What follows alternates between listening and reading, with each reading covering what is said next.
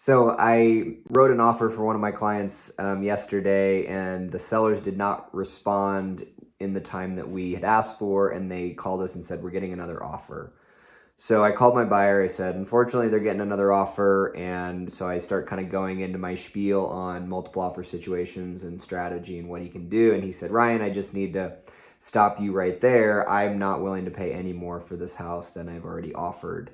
And the offer kind of stands as it is. And I said, okay, that's totally fine. He said, I don't want to get into a bidding war. I won't be pressured or bullied or manipulated into paying more than I'm willing to pay. And I said, that's totally fine.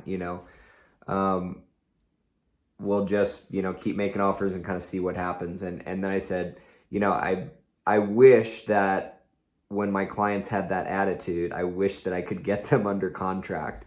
But typically when people say that to me, they might need to write 3 or 4 offers and lose them until they kind of understand that, nobody's trying to bully you or manipulate you. They're just, if you're offering, the list price, in a lot of cases, that's not going to be enough.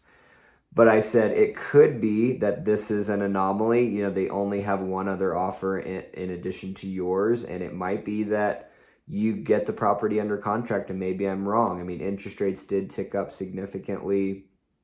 A $500,000 house is about $400 a month more expensive than it was last year at this time. And so we haven't really seen a big impact so far, but I would imagine that will have some sort of an effect, but I don't think it's all of a sudden going to break free a whole bunch of inventory. So we'll see how that plays out. But sometimes you just have to, your clients will tell you that I don't want to get into a bidding war. And that's just not the time to be like, well, you're never going to get a property under contract.